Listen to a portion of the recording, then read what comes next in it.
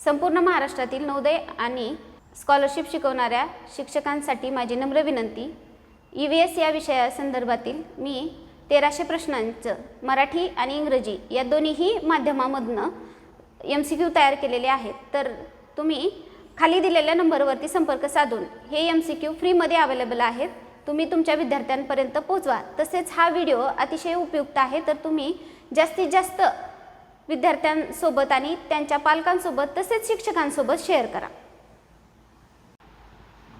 नमस्कार, मी ज्योती देशमुख। आज आपण नवोदय प्रवेश परीक्षेच्या EVS म्हणजेच परिसर अभ्यास या विषयातील पहिला चॅप्टर नैसर्गिक जग यामधील तिसरा घटक पर्वत पाहणार आहोत। तर पर्वत म्हणजे काय? तर समुद्र सपाटीपासून 600 मीटर पेक्षा उंच असलेल्या भूभागाला आपण पर्वत म्हणतो। तर पृथ्वीच्या पृष्ठभागावरील उंच आणि नैसर्गिकरित्या जो भूभाग असतो त्याला आपण पर्वत म्हणतो। आणि पर्वत हा आजूबाजूच्या प्रदेशांपेक्षा तो उंच असतो आणि एकापेक्षा अनेक पर्वत जर एकत्र आले तर त्याला आपण पर्वत रांग म्हणतो। आता पर्वतांची काही वैशिष्ट्ये आहेत। तर सर्वात पहिलं वैशिष्ट्य आहे, पर्वत हे उंच आणि मोठे असतात।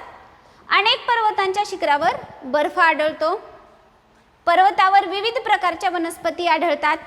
त्यानंतर पर्वतांमध्ये अनेक प्राणी आणि पक्षी राहतात। तसेच पर्वत हा पावसाच्या निर्मितीमध्ये मुख्य भाग आहे। अनेक नद्यांचा उगम हा पर्वतांमधून होतो। पर्वत हे दगड, माती आणि खनिज यांनी बनलेले असतात। पर्वतावर उंचीनुसार हवामान बदलतं। पर्वतीय प्रदेशातील दृश्ये सुंदर आणि आकर्षक असतात, त्यामुळे तिथे पर्यटन स्थळे असतात। तसेच पर्वत पर्यावरणाचा समतोल राखण्यास मदत करतात। आता पुढचा आपण पाहणार आहोत की पर्वतांचे मुख्य भाग काय आहेत ते पाहणार आहोत। सर्वात पहिला भाग आहे पर्वताचं शिखर। जे पर्वताचं टोक असतं त्याला आपण पर्वताचं शिखर म्हणतो। हा सर्वात वरचा भाग म्हणजे पर्वताचं शिखर। दुसरा असतो पर्वताचा उतार, म्हणजे उंचापासून ते खालीपर्यंत येताना जो उतरता भाग असतो त्याला आपण पर्वताचा उतार म्हणतो। आणि तिसरा असतो तो पर्वताचा पायथा, म्हणजे पर्वताचा जो जमिनीवर असलेला जो भाग आहे किंवा जमिनीच्या लगतचा जो भाग असतो त्याला आपण पर्वताचा पायथा म्हणतो। असे पर्वताचे एकूण मुख्य 3 भाग असतात: शिखर, उतार आणि पायथा। त्यानंतर पुढे आपण पाहणार आहोत पर्वतांचे महत्त्व काय आहे ते पाहणार आहोत। पर्वत आपल्या जीवनासाठी खूप महत्त्वाचे आहेत। त्यामध्ये सर्वात पहिलं महत्त्व म्हणजे पर्वतामुळे नद्यांना पाणी मिळतं। आपण नदी या चॅप्टरमध्ये किंवा नदी या घटकामध्ये पाहिलेलं आहे की अनेक नद्यांचा उगम हा पर्वतामध्ये होतो, त्यामुळे आपल्या नद्यांना पाणी हे पर्वतामुळेच मिळतं। तसेच पर्वतामध्ये उंच भूभाग असल्यामुळे तिथे बर्फाने आच्छादलेले असतात आणि उन्हाळ्यामध्ये ते बर्फ वितळतात, त्यामुळे त्या नद्यांना बारमाही पाणी हे पर्वतामुळेच मिळतं। त्यानंतर दुसरं आहे शेतीसाठी पाण्याचा पुरवठा होतो, कारण पर्वतांमधून जे काही हिमनद्यांचं जे पाणी आहे, हिमनद्या वितळल्यामुळे जे काही पाणी मिळतं ते सर्व पाणी नदीमध्ये येतं आणि तेच पाणी आपण शेतीसाठी वापरतो, त्यामुळे शेतीसाठी या पाण्याचा उपयोग होतो। तिसरं आहे जैवविविधतेचे संरक्षण होते। पर्वतीय प्रदेशात आपल्याला अनेक प्रकारचे प्राणी आणि वनस्पती पाहायला मिळतात, त्यामुळे जैवविविधतेचं संरक्षण होतं। चौथा आहे पर्यटनाला चालना मिळते।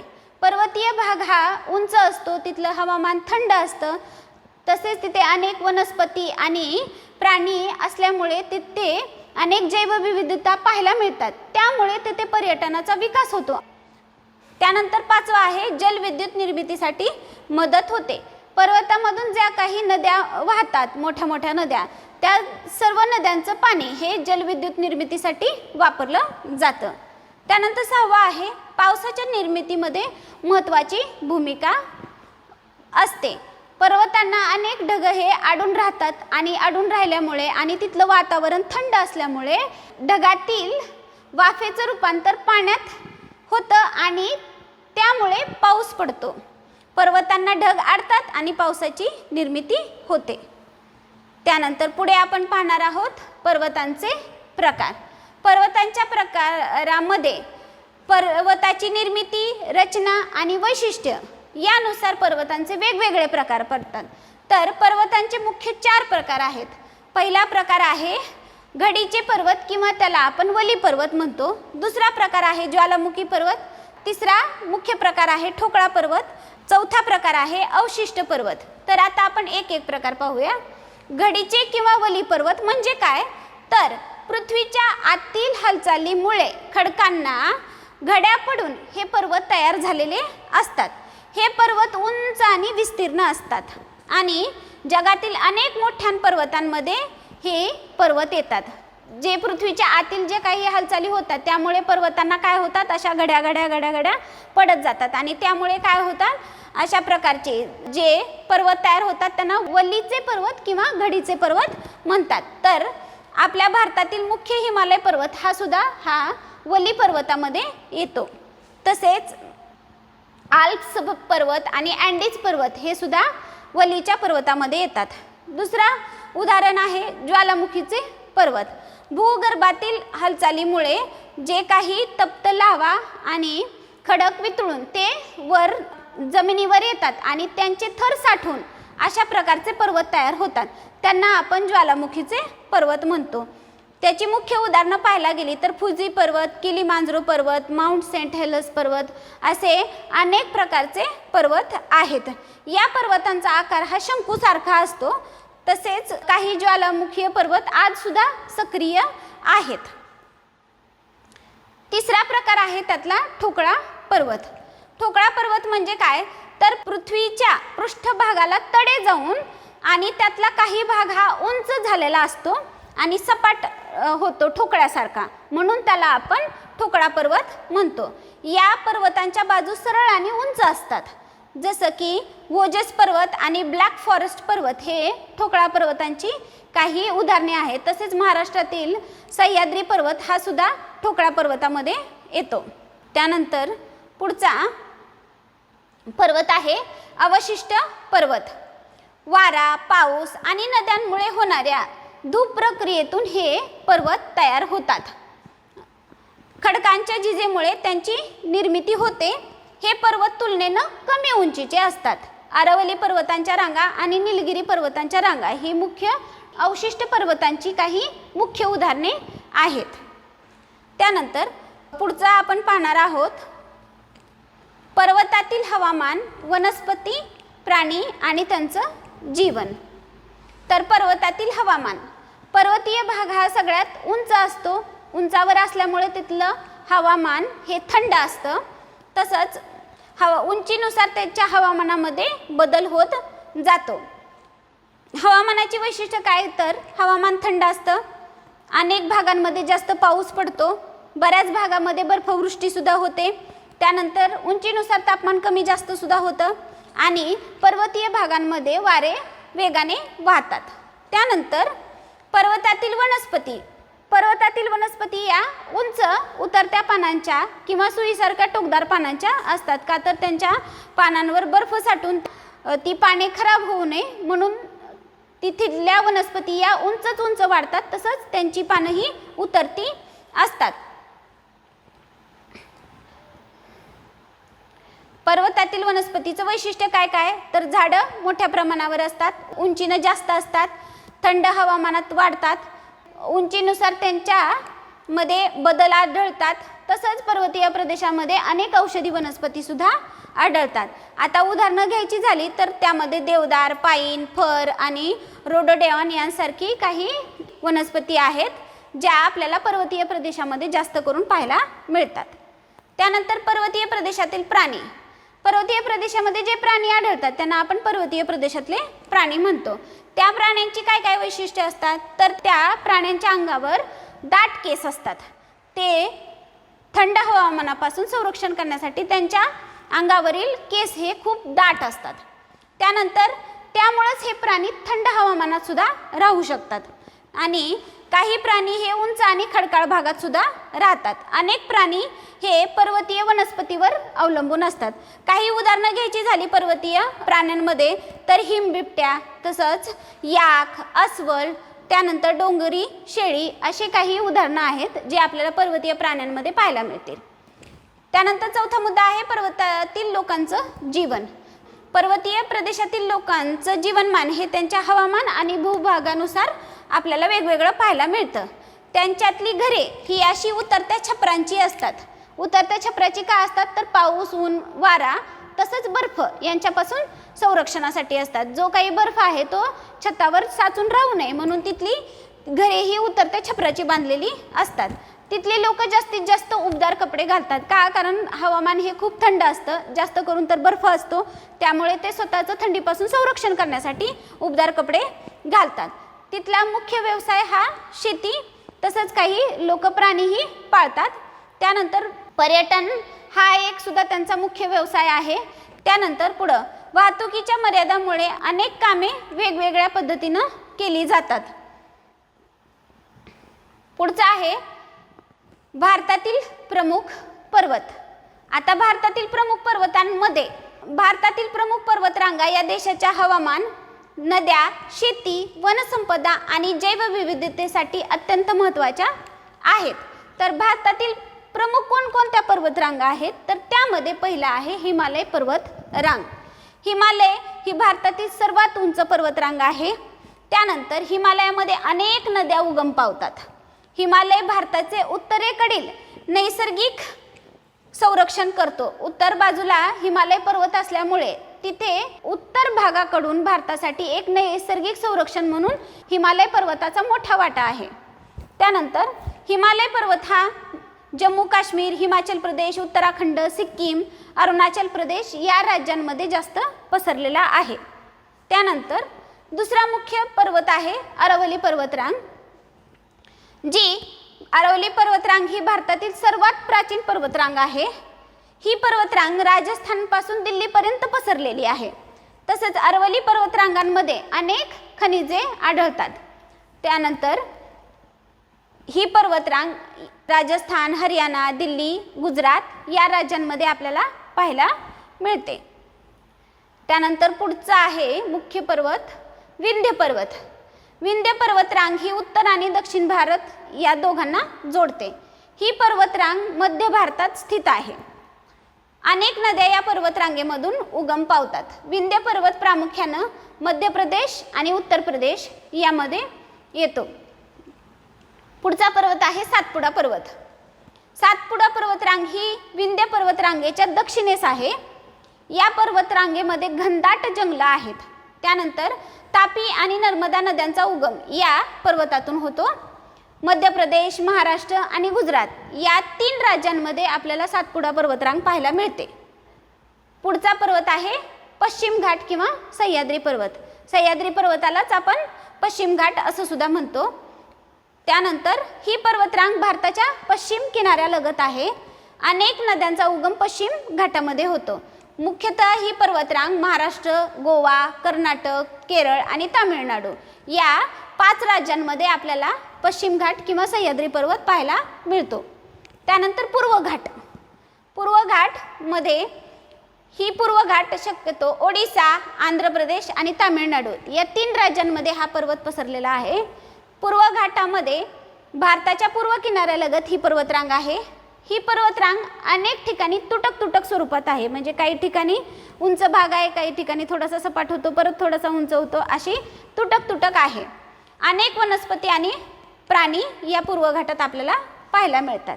आणि शेवटचा मुख्य पर्वत आहे निलगिरी पर्वत. निलगिरी पर्वत हा दक्षिण भारतात आहे. इथं चहा आणि कॉफी यांची शेती केली जाते. हे एक प्रसिद्ध पर्यटन स्थळ सुद्धा आहे. आणि ही पर्वतरांग तामिळनाडू, केरळ आणि कर्नाटक या राज्यांमध्ये आपल्याला पाहायला मिळते. आज आपण या ठिकाणी पर्वत या घटकामध्ये पर्वत म्हणजे काय, पर्वताचं महत्त्व पाहिलेलं आहे. पर्वतातील हवामान, पशु, पक्षी, प्राणी हेही पाहिलेलं आहे. तसेच पर्वताचे मुख्य प्रकार कोणते आहेत तेही पाहिलेले आहेत. तसेच भारतातील प्रमुख पर्वत हे सुद्धा आपण या टॉपिकमध्ये कव्हर केलेलं आहे. तर आता आपण पर्वत या घटकावरचे काही महत्त्वाचे प्रश्न पाहणार आहोत. चला तर मग पाहूया. चला पहिला प्रश्न पाहूया. पर्वत म्हणजे काय? पाण्याने तयार झालेला भूभाग, पृथ्वीच्या पृष्ठभागावरील उंच आणि नैसर्गिकरित्या तयार झालेला भूभाग, सपाट प्रदेश, जंगलाचा प्रदेश. उत्तर आहे ऑप्शन बी, पृथ्वीच्या पृष्ठभागावरील उंच आणि नैसर्गिकरित्या तयार झालेला भूभाग. प्रश्न क्रमांक 2 आहे. अनेक पर्वत एकत्र आल्यास त्याला काय म्हणतात? पठार, मैदान, पर्वतरांग की दरी? उत्तर आहे ऑप्शन सी, पर्वतरांग. प्रश्न 3. खालीलपैकी पर्वतांचे कोणते वैशिष्ट्य आहे? पर्वतावर विविध प्रकारच्या वनस्पती आढळतात, पर्वतावर खनिजे आढळतात, अनेक नद्यांचा उगम पर्वतामध्ये होतो आणि वरील सर्व. उत्तर आहे ऑप्शन डी, वरील सर्व. प्रश्न 4. पर्वतावरील हवामान कशानुसार बदलते? मातीनुसार, उंचीनुसार, वनस्पतीनुसार की पावसानुसार? उत्तर आहे ऑप्शन बी, उंचीनुसार. प्रश्न 5. पर्वत पर्यावरणासाठी कसे उपयुक्त आहेत? ते पर्यावरणाचा समतोल राखण्यास मदत करतात, ते समुद्राची निर्मिती करतात, ते वाळवंट तयार करतात, ते नद्यांचा प्रवाह थांबवतात. तर उत्तर आहे ऑप्शन ए, ते पर्यावरणाचा समतोल राखण्यास मदत करतात. 6वा प्रश्न पाहूया. पर्वतांचे वर्गीकरण कशाच्या आधारावर केले जाते? रंगानुसार, निर्मिती प्रक्रिया, रचना आणि वैशिष्ट्यानुसार, उंचीनुसार की हवामानानुसार? तर उत्तर आहे ऑप्शन बी, निर्मिती प्रक्रिया, रचना आणि वैशिष्ट्यानुसार. प्रश्न क्रमांक 7. घडीचे पर्वत कोणत्या कारणामुळे तयार होतात? ज्वालामुखीच्या उद्रेकांमुळे, वारा आणि पावसामुळे, पृथ्वीच्या आतील हालचालीमुळे खडकांना घड्या पडल्याने आणि नदीच्या प्रवाहामुळे? उत्तर आहे ऑप्शन सी, पृथ्वीच्या आतील हालचालीमुळे खडकांना घड्या पडल्यामुळे. प्रश्न क्रमांक 8 पाहूया. खालीलपैकी घडीच्या पर्वताचे उदाहरण कोणते? घडीचे पर्वत म्हणजेच वल्लीचे पर्वत. फुजी पर्वत, अरवली पर्वतरांग, ब्लॅक फॉरेस्ट पर्वत, हिमालय पर्वत.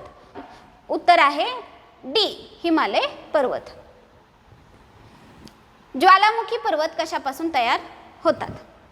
नदीच्या गाळापासून, बाहेर पडलेल्या लाव्हापासून, हिमनद्यापासून आणि खनिजांच्या साठ्यापासून? तर उत्तर आहे ऑप्शन बी, बाहेर पडलेल्या लाव्हापासून. खालीलपैकी ज्वालामुखी पर्वताचे उदाहरण कोणते? आल्प्स, अँडीज, किलीमांजरो, निलगिरी पर्वतरांग? तर उत्तर आहे ऑप्शन सी, किलीमांजरो पर्वत.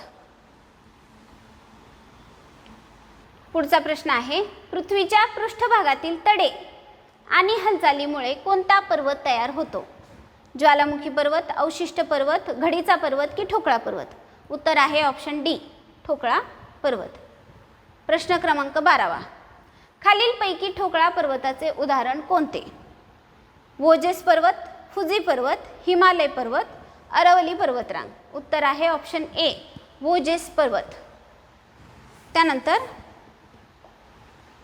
13वा प्रश्न आहे. वारा, पाऊस आणि नद्यांमुळे होणाऱ्या धूप प्रक्रियेतून कोणता पर्वत तयार होतो? घडीचा पर्वत, ठोकळा पर्वत, अवशिष्ट पर्वत का ज्वालामुखी पर्वत? उत्तर आहे ऑप्शन सी, अवशिष्ट पर्वत. 14वा प्रश्न. खालीलपैकी अवशिष्ट पर्वताचे उदाहरण कोणते? माउंट सेंट हेलन्स, आल्प्स, अँडीज का निलगिरी पर्वतरांग? उत्तर आहे ऑप्शन डी, निलगिरी पर्वतरांग. 15वा प्रश्न. पर्वतांचे मुख्यतः किती प्रकार आहेत? 2, 3, 4 का 5? उत्तर आहे ऑप्शन सी, 4. त्यानंतर 16वा प्रश्न. पर्वतातील हवामान म्हणजे कशातील बदलांना म्हणतात? माती, खनिजे आणि खडकातील बदल, तापमान, पाऊस, वारा आणि ऋतूमधील बदल, नद्यांच्या प्रवाहातील बदल, वनस्पतीच्या वाढीतील बदल? उत्तर आहे ऑप्शन बी, तापमान, पाऊस, वारा आणि ऋतूंमधील बदल. 17वा प्रश्न. उंचीनुसार पर्वतावरील कोणत्या घटकांमध्ये बदल होतो? नदीचे पाणी, जमिनीचा रंग, तापमान की खडकांचा आकार? उत्तर आहे ऑप्शन सी, तापमान. 18वा प्रश्न, खालीलपैकी कोणती वनस्पती पर्वतीय प्रदेशात आढळते? देवदार, नारळ, आंबा, ऊस. उत्तर आहे ऑप्शन ए देवदार. पर्वतीय प्रदेशातील कोणता प्राणी खडकाळ आणि उंच भागात राहतो? सिंह, उंट, डोंगरी शेळी, हत्ती. उत्तर आहे ऑप्शन सी डोंगरी शेळी. पर्वतातील लोकांच्या जीवनातील कोणता व्यवसाय महत्त्वाचा मानला जातो? मत्स्य व्यवसाय, जहाज बांधणी, मोती शेती का शेती? उत्तर आहे ऑप्शन डी शेती. त्यानंतर 21वा प्रश्न, भारतातील सर्वात उंच पर्वतरांग कोणती आहे? अरवली पर्वतरांग, विंध्य पर्वतरांग, हिमालय पर्वतरांग का सातपुडा पर्वतरांग? उत्तर आहे ऑप्शन सी हिमालय पर्वतरांग. प्रश्न 22वा, नर्मदा आणि तापी नद्यांच्या दरम्यान कोणती पर्वतरांग आहे? पूर्व घाट, सातपुडा पर्वतरांग, अरवली पर्वतरांग, नीलगिरी पर्वतरांग. उत्तर आहे ऑप्शन बी सातपुडा पर्वतरांग. 23वा प्रश्न, भारताच्या पश्चिम किनाऱ्याजवळ कोणती पर्वतरांग आहे? विंध्य पर्वतरांग, पूर्व घाट, पश्चिम घाट, हिमालय पर्वतरांग. उत्तर आहे ऑप्शन सी पश्चिम घाट म्हणजेच सह्याद्री पर्वत.